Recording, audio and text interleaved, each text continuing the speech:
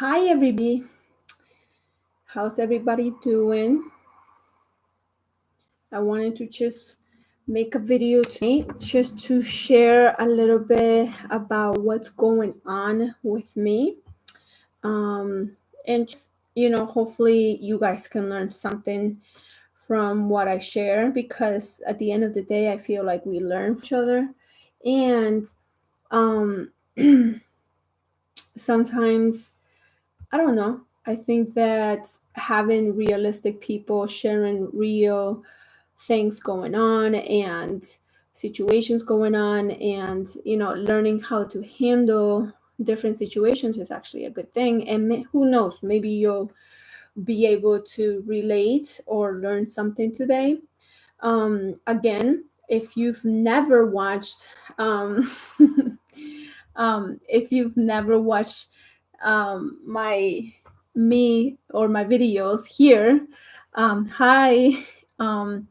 Then I'll just introduce myself real quick because, of course, you have to know who I am, right?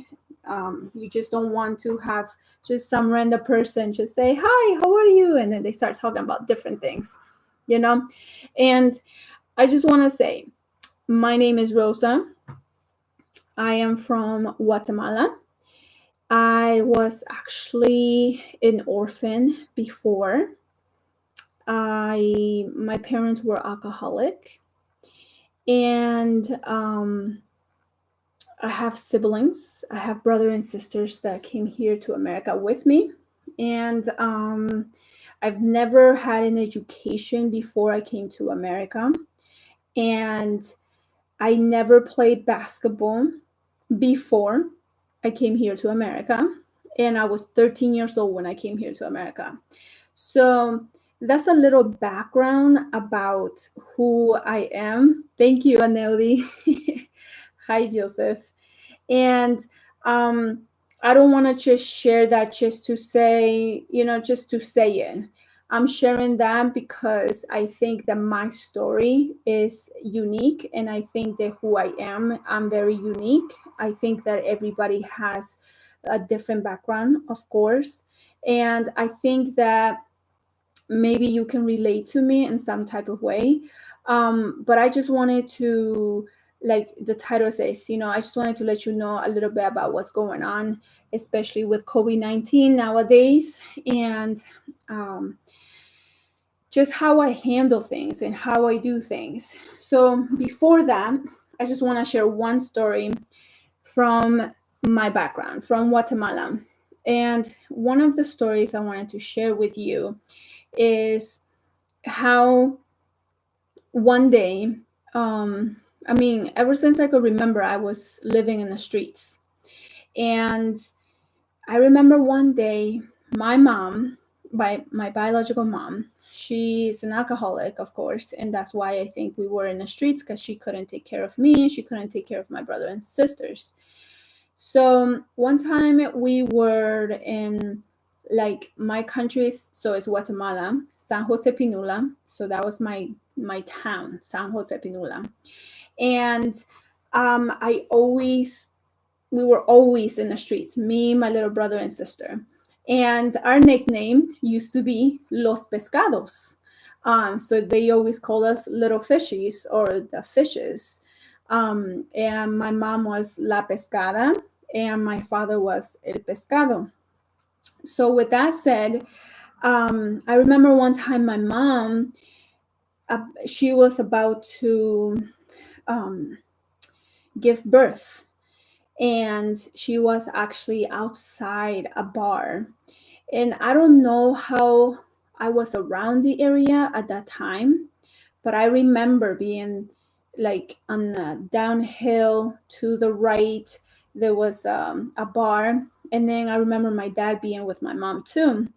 So she was outside in pain. My dad, Juan, he wrote down um, the directions on a piece of paper for me, and he told me to run, obviously run up the hill, run across the street, basically the main street, so that I can go to the police and give them the piece of paper so that they can called the ambulance for my mom. So as soon as he gave me the paper, I started running up the hill, and I was just running. And mind you, I'm an orphan. I live in the streets. I have no sneakers. I'm dirty. I have short hair. I look like a little boy. But that I was not concerned about myself at all, ever. So I was running up the hill, and I came to the main street. And for some reason that day, the street was very, very, very busy. So there was cars coming down, cars going up consistently. Like it was just like almost like the highway. And cars were coming, cars were coming. And then one day, I mean, for a minute in my mind, I was like, my mom is going to die. My mom is going to die if I don't get to the police on time so they can save her. So my mind was rushing to go to the police so my mom could be safe and nothing happened to her. So I was looking one way to my left, and the car was pretty far behind the car that was coming. Even though they were coming pretty fast, I thought I could just run. So I looked left, but I never looked at my right. And when I looked at my right, a car hit me. And from there, I remember just being on the ground. I never felt any pain. I didn't feel nothing. I think I blacked out.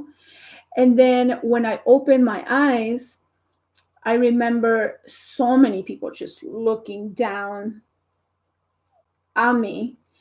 And I remember that I had my hand tight with a piece of paper that my dad had given me of the location of my mom. And I remember like somebody opening my hand, and they took the piece of paper. And from there, I remember me and my mom were in the same ambulance. She was on the left and I was on the right. And I was just laying down and I looked at her. And from there, I remember being in the hospital, but I don't remember where my mom went.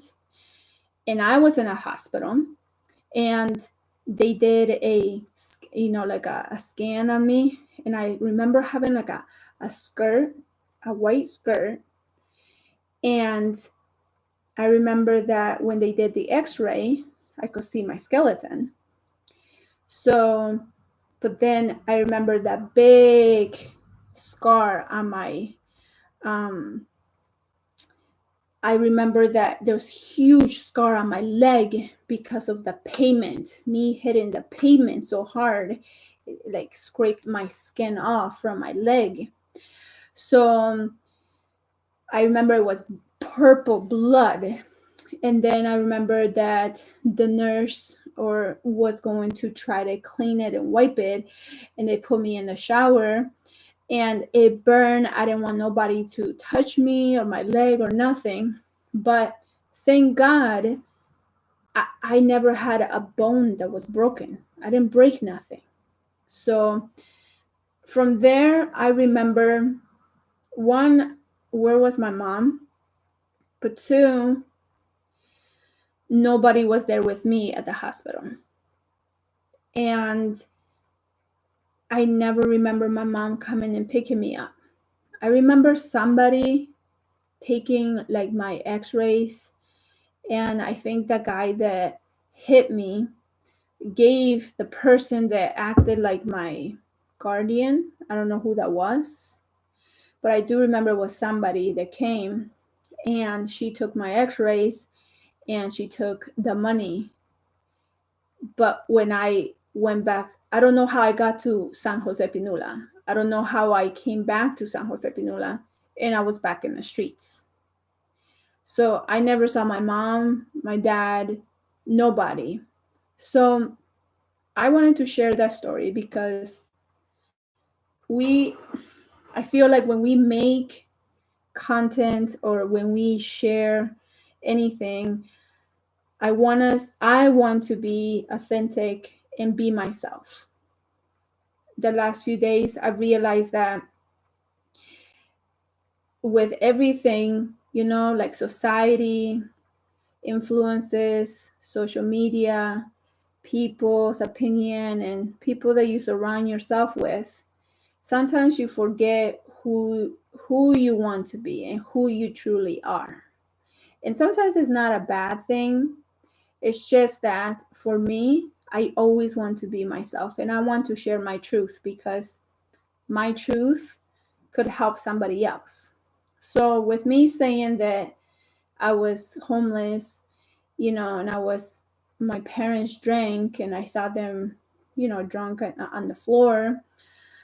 And then getting hit, one of the stories, getting hit by a car, and I'm able to even save my mom, and God allowed me to keep that piece of paper in my hand so they can find her. And not only that, come out of the hospital without a broken bone, only, of course, a huge scar on my leg. Right now it's smaller because I grew, so that scar just disappeared. But I have a small one on my right hand. On my left leg. And, that's a reminder of what happened to me. And that keeps me humble of who I am and what I want, to share with my son, what I want to share with other people, and how God kept me safe through all of those circumstances, through so many hardships. And one other thing I want to say is, through that story, you guys might be like, where was your baby brother or baby sister, right? I don't know. I never met a baby brother. I never met a baby sister. And my mom, of course, probably even now, she's actually still living. She probably won't be able to tell me because she wouldn't remember. But I never met a brother or a sister. But with my story, I just wanted to share that also, just because don't allow hardships to keep you back, to keep you from growing, and also from getting help for yourself. I know I went through so much in my country, and then when I came to America, I went through different situations too. But I am here in front of you guys, and I'm literally sharing my story and just telling you that I'm healthy. I have a son who's beautiful and healthy. I have a boyfriend who's always supportive and helpful in every single way. Um, I believe in God, and I believe that through my experiences in life, nothing has kept me down. And I want to say that it has to be inside of me. It has to be like that want to change. We might go through situations in life where you feel stuck, and when you feel stuck there, like you feel like you're not moving forward, you feel like you're not learning, you feel like you're just not doing nothing with your life, you're wasting your life, or you're in a relationship that you don't want to be in and you just don't know how to get out. If you are willing to learn, if you're willing to educate yourself and learn from people like that you admire, like for me, I found also Gary Vee, the most realistic person, entrepreneurial person that I've met. Not met him personally, but I've watched his content, and I really truly believe that he has so much to share to help others. But I feel like I had to go through so many different other things to be able to find that person, that Gary Vee, that other person that helps me to keep moving forward and to be the person that I want to be. So with that said, it's like, just remember that don't let your circumstances keep you from making excuses so that you don't keep moving forward. I could have let a car accident affect me for the rest of my life. I could have let my parents being alcoholic to affect me for the rest of my life, meaning making excuses. And I could have let me not being educated to keep me from getting even more of an education and say I'm not smart, I'm stupid, I came from this, I was homeless, I was an orphan. But I didn't allow that to happen. And just know that if you're willing to be open and just you're willing to share your experience truthfully, okay, I think that you will become better and you will find the answer that you are looking for. You will reach the goals that you're searching for. So right now, today is Monday. Sunday I finished my 7-day detox with the 8 other people I was doing it with. And I'm so happy to hear their stories and how much, like, personally, my mom, she lost 6 pounds with her detox. And I think she feels happy because she allowed herself to be open to the idea of, okay, let me try this. Okay, let me change a little bit of the habits of the way I'm eating so that I could really do a detox in my body and become healthier. Um, and also not starve yourself or, like not become educated. And she has learned new things from the detox, and she's gonna put that into her daily basis of what it is that she does when she eats every single day. So I think that's awesome. She has learned something. I also have somebody else who did the detox, and she's just super excited to just keep figuring out how to live a healthier lifestyle. And remember, not everything goes from 0 to 100 real quick. I appreciate, and I think it's more realistic to say that it takes time. Change takes time. The biggest thing that you have to do is just support yourself. Do not criticize yourself. Just do more. Do more, do more, do more, do more. Stop criticizing yourself because we have enough people who criticize us. So I'm sure I will have people criticizing me, but I don't care. It's okay because I know who I am. I know I have what I need, and I know what makes me me. Okay. Um, but also, I just want you to know that because of my experience, I could have let my circumstances keep me down. And I don't want you to let your circumstances to keep you down. You need to, if you're down, go up. Down, go up. Down, go up. Life is an obstacle. Okay. You're always going to deal with bad situations, deal with bad people, or go through difficult times, very difficult times that you might say, wow, nobody's here to support me. And I've been there where I felt depressed, I felt down, I felt like even though I had people around, that doesn't mean that those people were actually supporting me. So just stay true to yourself. If you want something, start doing it. Start writing on a journal, start getting yourself on a set schedule, and start learning. Start becoming the person that you want to become, achieve the dreams that you want to achieve. Because if a girl like me from a whole different country was able to be successful, and I mean successful because I've become successful in many different parts of my life, then you can do it too. Anybody can do it. Okay. Sometimes we are born with sometimes we are born with easier situations that you can handle. Parents support you, parents pay for your education, parents are there 100%. Or you might be like somebody like me who had a harder, I was born into a situation that I didn't ask for, right?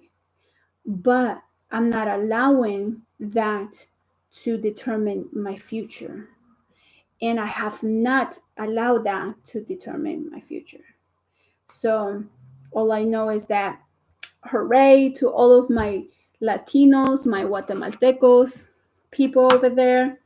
Um, I love you guys. I love everybody that it's inspiring, that is truly trying to be better and trying to keep moving on, even though sometimes it seems like it's impossible.